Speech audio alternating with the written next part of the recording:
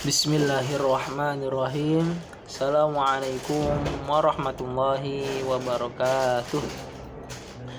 Alhamdulillahirabbil alamin wa bihi nasta'in ala umuri dunya waddin wa ala alihi wa sahbihi ajma'in, amma ba'du. Qala ta'ala fi kitabihil karim wa huwa asdaqul qailin. Bismillahirrahmanirrahim. Wa halallahu al-bai'a wa harrama riba. Anak-anak kelas 6 yang insyaallah senantiasa dirahmati Allah Subhanahu wa taala. Semoga antum semua senantiasa dalam kondisi sehat dan bersemangat dalam mengikuti pelajaran hari ini. Pada hari ini kita akan belajar fikih ibadah bab tentang riba, ya. Bab 11 tentang riba. Allah Subhanahu wa taala berfirman, "Wa halallahul bai'a wa harrama riba." Dan Allah telah menghalalkan jual beli dan mengharamkan riba. Surah Al-Baqarah ayat 275. Mengapa riba diharamkan? Apa sebenarnya riba itu? Secara harfiah riba berarti ziyadah. Apa itu ziyadah? Zada yazidu az-ziyadah, artinya tambahan, tumbuh atau membesar. Adapun menurut istilah ialah riba tambahan yang disyaratkan dalam suatu akad.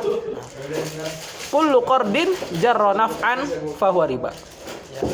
Setiap tambahan yang disyaratkan dalam suatu akad itu riba, yang bertentangan dengan prinsip muamalah dalam Islam, baik dalam transaksi jual beli maupun pinjam meminjam.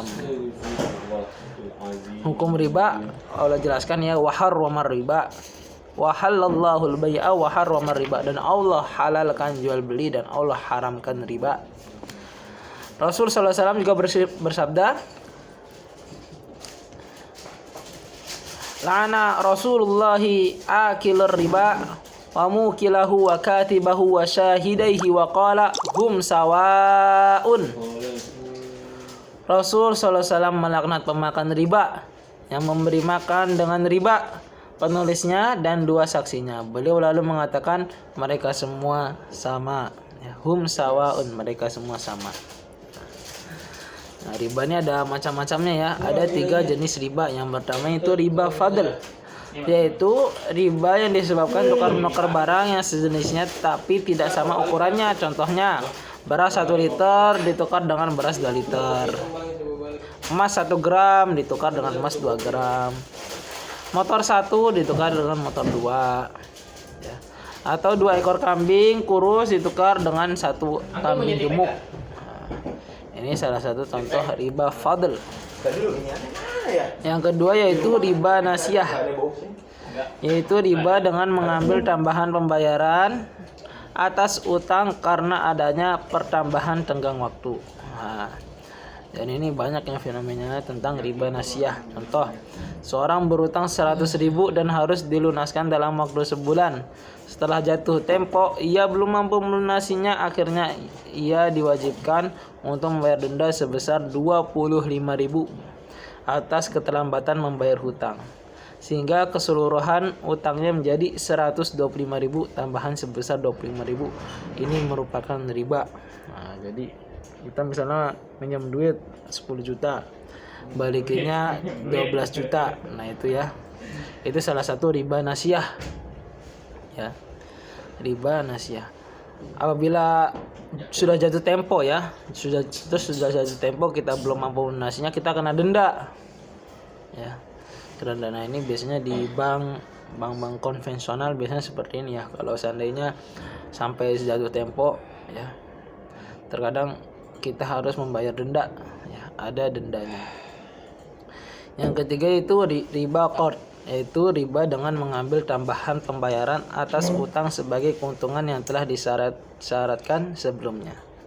Contoh, seseorang meminjam uang 100.000 dan ia mensyaratkan kepada peminjam agar pada waktu pembayaran harus dibayar 125.000 sebagai imbalan karena telah meminjam uang. Nah, di riba qard banyak sekali, ya. Kita minjam duit 5 juta, bunganya 5%, ya. Jadi 5.500.000.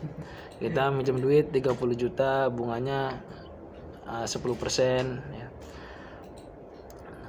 Lalu ada bahaya-bahaya riba, ya.